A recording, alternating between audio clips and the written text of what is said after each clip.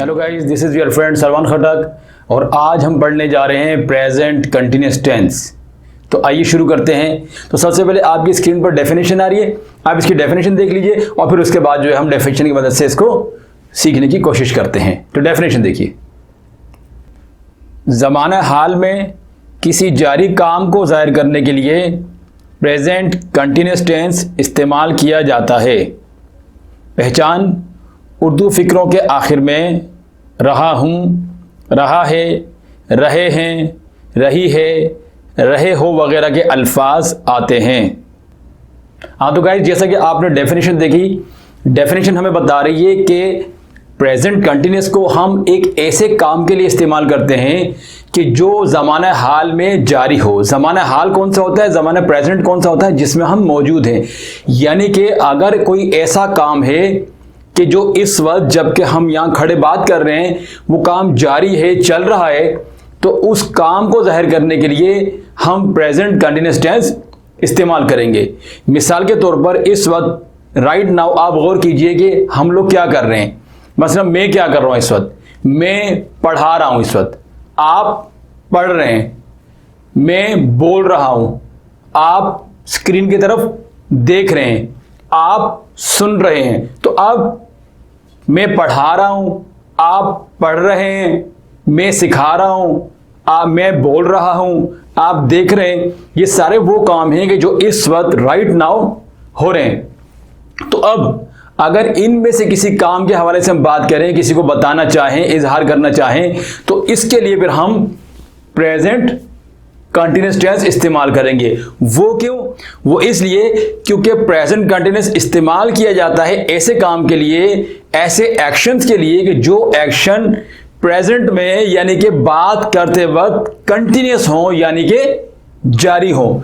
तो हमारे पास इस टेंस का फार्मूला भी मौजूद है, हम फार्मूले से भी हेल्प लेंगे और इस टेंस का जो नाम है उससे भी हेल्प लेंगे और प्लस हमारी डेफिनेशन भी है और इनकी मदद से हम इस सेंटेंस को इंग्लिश में ट्रांसलेट करते हैं। अच्छा, सेंटेंस मैंने आपकी सहूलत के लिए उर्दू अल्फाबेट में भी लिखा हुआ है और रोमन उर्दू में भी लिखा हुआ है, क्योंकि हमारे इंडिया में रहने वाले बहुत से जो दोस्त हैं वो ये उर्दू अल्फाबेट नहीं पढ़ सकते हैं। तो जो इंडिया की हिंदी है वो मुझे नहीं लिखना आती, लिहाजा उसका मैंने हल ये निकाला है कि मैंने सेम जो सेंटेंस है उर्दू हिंदी का, उसे मैंने रोमन उर्दू में भी लिख रखा है ताकि जो इस उर्दू अल्फाबेट को ना समझ सके वो यहाँ से हेल्प ले सके। अच्छा जी, अब राइट नाउ इस वक्त मैं पढ़ा रहा हूं, तो ये जो सेंटेंस है मैं पढ़ा रहा हूं, इसी को हम लेते हैं और इसी को हम इंग्लिश में ट्रांसलेट करते हैं। तवज्जो से समझिएगा, हम कोशिश करेंगे कि कम से कम मिसालों में हम इसको क्लियर कर लें ताकि हमारी वीडियो ज्यादा लंबी ना हो और हमारा ज्यादा टाइम भी खर्च ना हो। तो देखिए, हमारे पास सेंटेंस है, मैं आपको पढ़ा रहा हूं, मैं आपको पढ़ा रहा हूं। अच्छा जी, इस वक्त ये काम इस वक्त हो रहा है, तो जो काम इस वक्त बात करते वक्त चल रहा हो, जारी हो, उसी के लिए हम लोग प्रेजेंट कंटिन्यूअस टेंस इस्तेमाल करते हैं। तो मैं आपको पढ़ा रहा हूं। अब इसके लिए फार्मूला क्या है? इसके लिए फार्मूला देखिए, एक यूनिवर्सल फार्मूला हमारे पास जो हम तमाम टेंसेस में अप्लाई करेंगे। और वो फार्मूला क्या है कि सबसे पहले ये जो सेंटेंस है हमारे पास, मैं आपको पढ़ा रहा हूं, सबसे पहले हम ये करेंगे कि इस सेंटेंस में जो सब्जेक्ट है उसको हम इंग्लिश में ट्रांसलेट करके यहां पर लिखेंगे।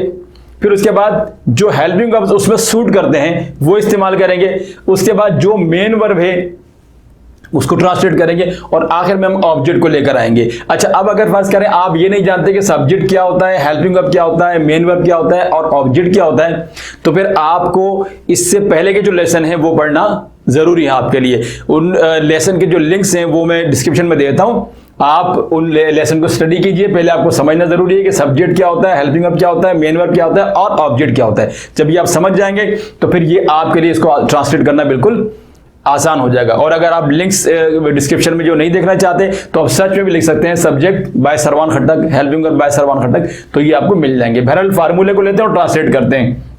अब सेंटेंस हमारे पास है, मैं आपको पढ़ा रहा हूं, मैं आपको पढ़ा रहा हूं। अब इस सेंटेंस में सबसे पहले हमने सब्जेक्ट ढूंढना है।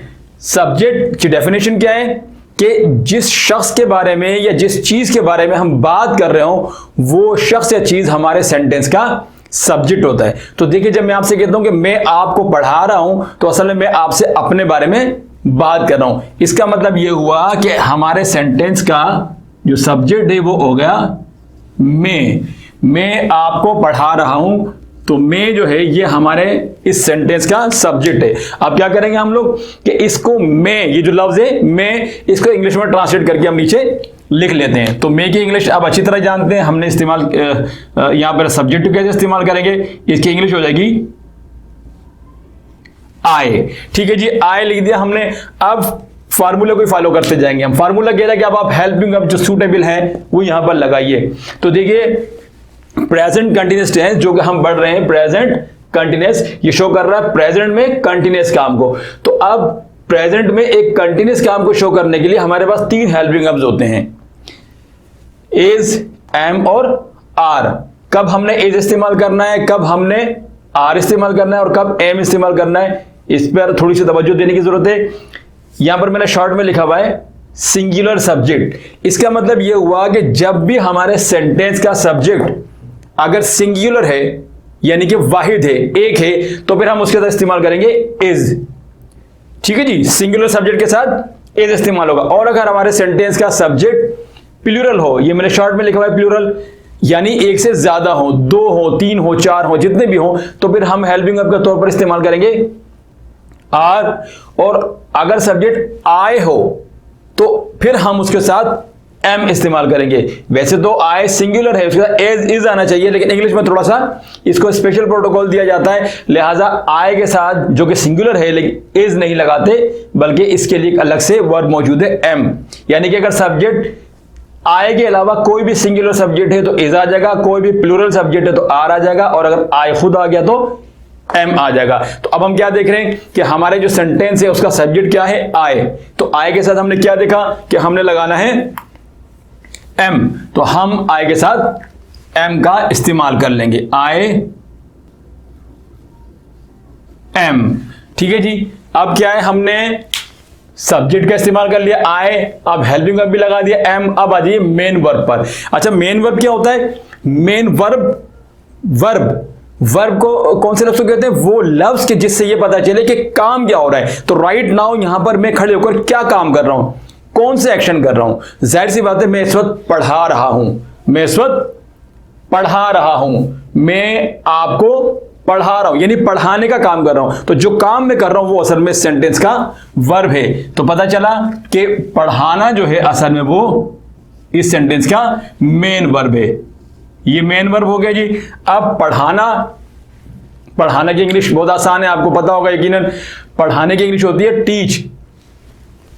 फार्मूला कह रहा है कि आपने 4th फॉर्म लगानी है, तो हमने टीच की 4th फॉर्म लगानी है। तो टीच की 4th फॉर्म, फर्स्ट होती है टीच, सेकंड होती है टॉट, थर्ड होती है टॉट, और 4th होती है टीचिंग। यानी कि फर्स्ट फॉर्म में आईएनजी लगाएंगे तो वो 4th फॉर्म बन जाती है टीचिंग। तो हमने 4th फॉर्म का इस्तेमाल करना है, I am teaching, I am teaching. ठीक है जी, ये हो गया मेन वर्ब। अब आखिर में हमने लगाना है ऑब्जेक्ट। इस वक्त जब मैं काम कर रहा हूं, ऑब्जेक्ट की डेफिनेशन, जिस शख्स या चीज पर काम हो रहा हो, जो इस काम से मुतासिर हो रहा हो। अगर आप ऑब्जेक्ट के बारे में आपको इल्म नहीं है तो फिर ऑब्जेक्ट की वीडियो नीचे डिस्क्रिप्शन में लिंक है, वहां से देखिए। ऑब्जेक्ट जिस पर काम हो रहा हो, तो मैं इस वक्त टीचिंग का काम कर रहा हूं, मैं सब पढ़ाने का काम कर रहा हूं, तो मैं अपना ये काम किस पर कर रहा हूं? मैं ये काम आप पर कर रहा हूं, यानी कि मेरे इस काम से आप मुतासिर हो रहे हैं। तो जो शख्स या जो चीज एक्शन से मुतासिर हो रही हो वो चीज ऑब्जेक्ट कहलाती है। तो मेरे इस एक्शन से, टीचिंग के एक्शन से आप मुतासिर हो रहे हैं, आप पर यह काम हो रहा है, लिहाजा आप इस सेंटेंस का ऑब्जेक्ट हो गया। यानी कि मैं आपको पढ़ा रहा हूं, मैं, तो आप हो गया इस सेंटेंस का ऑब्जेक्ट। और अब हम, आपकी इंग्लिश आपको पता है, यू का हम लगा देंगे ऑब्जेक्ट के, आई एम टीचिंग यू। तो अब इस तरह से हमने अपने सेंटेंस को इंग्लिश में ट्रांसलेट कर लिया, आई एम टीचिंग यू, मैं आपको पढ़ा रहा हूं, मैं आपको पढ़ा रहा हूं। तो इस तरह हमने अपने सेंटेंस को फार्मूले की मदद से इंग्लिश में ट्रांसलेट कर दिया। अच्छा, अब अगर हम इस सेंटेंस को नेगेटिव करना चाहते हैं, यानी फर्ज कर ले एक शख्स इनकार करना चाह रहा है, वो कहता है कि मैं आपको नहीं पढ़ा रहा हूं, अभी तो मैं पढ़ा रहा हूं, फर्ज कर ले मैं इसको इस तरह से इस्तेमाल करना चाहता हूं कि मैं आपको नहीं पढ़ा रहा हूं, तो उसका तरीकाकार क्या होगा? ज़ाहिर हम उर्दू में तो कर देंगे मैं आपको, को के बाद हम यहां पर नहीं का इजाफा कर देंगे उर्दू में, तो बहुत आसान है, आपको पता होगा। मैं आपको, को के बाद हम यहां पर लगा देंगे नहीं, मैं आपको नहीं पढ़ा रहा हूं। जबकि इंग्लिश में इसका तरीका क्या तरीकाकार होता है? बहुत ही सिंपल होता है कि आपने सब्जेक्ट लगाया, हेल्पिंग वर्ब लगाया और फिर हेल्पिंग वर्ब के बाद तमाम सेंटेंसेस में उसूल यही होता है, यानी कि सिर्फ प्रेजेंट कंटिन्यूअस में होता है। जितने भी सेंटेंसेस होते हैं इंग्लिश में, 99% जो सेंटेंसेस है इंग्लिश लैंग्वेज में, उनका तरीकाकार यही होता है कि सब्जेक्ट के बाद हेल्पिंग वर्ब आता है और उसके बाद यहां पर इस पॉइंट पर हम नॉट लगा देंगे। नॉट लगाने से सेंटेंस नेगेटिव हो जाता है। तो हम क्या करेंगे? अब इसको नेगेटिव करना, आई एम, यहां हमने लगा दिया not teaching you, I am not teaching you. तो अब ये हो गया मैं आपको नहीं पढ़ा रहा हूं, मैं आपको नहीं पढ़ा रहा हूं। ठीक है जी। और तीसरा, अगर हम चाहते हैं कि इसका सवाल बना दें, क्या मैं आपको पढ़ा रहा हूं, थोड़ी देर के लिए आप इसको नहीं को भूल जाइए, थोड़ी देर के लिए आप नहीं को भूल जाइए, हम इसमें क्या का एडिशन करते हैं, क्या मैं आपको पढ़ा रहा हूं। तो अगर हम इसमें क्या ऐड करें तो फिर जो है फिर सेंटेंस इंग्लिश में किस तरह से हो जाएगा? मसलन इंग्लिश में हम, उर्दू में हम कर देते हैं क्या मैं आपको पढ़ा रहा हूं, और इस तरह से हम यहां पर भी लिख देते हैं क्या, छोटा से लिखते हैं ताकि स्क्रीन से बाहर ना जाए, क्या मैं आपको नहीं पढ़ा रहा हूं। अब क्या हो गया सेंटेंस? क्या मैं आपको नहीं पढ़ा रहा हूं। अब हम सवाल कर रहे हैं, तो क्या है कि थोड़ी देर के लिए मैंने कहा है कि आप नहीं को भूल जाइए कि नहीं ये सेंटेंस है, क्या मैं आपको पढ़ा रहा हूं, क्या मैं आपको पढ़ा रहा हूं। तो अब क्या करेंगे हम लोग इसके लिए कि जो सब्जेक्ट के बाद ये हेल्पिंग वर्ब है, जो भी हेल्पिंग वर्ब होगा, ये नहीं कि एम है, इज है, आर है, वाज है, वर है, दुनिया का कोई भी हेल्पिंग वर्ब है, हम ये करेंगे कि हम उस हेल्पिंग वर्ब को यहां से शिफ्ट कर देंगे सब्जेक्ट से पहले, यानी कि एम सब्जेक्ट से पहले आएगा। जब यहां आ जाएगा तो यहां से हम इसको खत्म कर देंगे। तो अब हमारा सेंटेंस क्या हो गया? Am I teaching you, am I teaching you. Not को हमने छोड़ दिया थोड़ी देर के लिए। एम आई टीचिंग यू, क्या मैं आपको पढ़ा रहा हूं। ये हो गया सवाल। और आखिरी सेंटेंस कि अगर हम चाहते हैं कि हम इसको सवाल भी बना दें और इनकार भी कर दें, क्या मैं आपको नहीं पढ़ा रहा हूं, यानी इसमें हम क्या भी शामिल कर दें और नहीं भी, तो दोनों आ गए।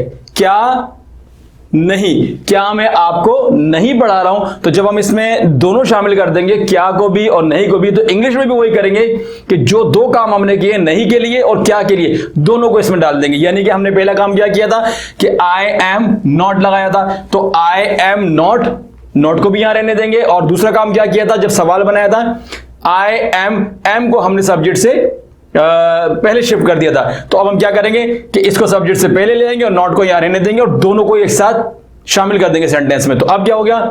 M I not teaching you. अब हो गया am I not teaching you, इसका मतलब हो जाएगा क्या मैं आपको नहीं पढ़ा रहा हूं। तो इस तरीके से हमारा सेंटेंस इंटेरोगेटिव नेगेटिव हो गया। ऐसा सेंटेंस कि जिसमें सवाल भी हो और इनकार भी हो, उसे हम कहते हैं इंटेरोगेटिव नेगेटिव। तो इस तरह से हमने अपने सेंटेंस को इंटेरोगेटिव भी कर दिया और नेगेटिव भी कर दिया। तो गाइस, मैं उम्मीद करता हूं कि आप अच्छी तरह से समझ गए होंगे कि प्रेजेंट कंटीन्यूअस टेंस का जो सेंटेंस होता है उसको किस तरह से इंग्लिश में बनाते हैं। अगर बीच में जो टर्म्स इस्तेमाल हुई हैं, subject, helping verb, main verb, ये नहीं पता तो फिर मैंने तरीका बताया, लिंक्स पर जाइए और उन वीडियोस को देखिए और इनको समझकर फिर आप यहां पर आइए। तो अगली वीडियो में इंशाअल्लाह ताला हम जो है पास्ट कंटीन्यूअस को डिस्कस करेंगे। तब तक के लिए सरवान खट्टर को इजाजत दीजिए। अल्लाह हाफिज।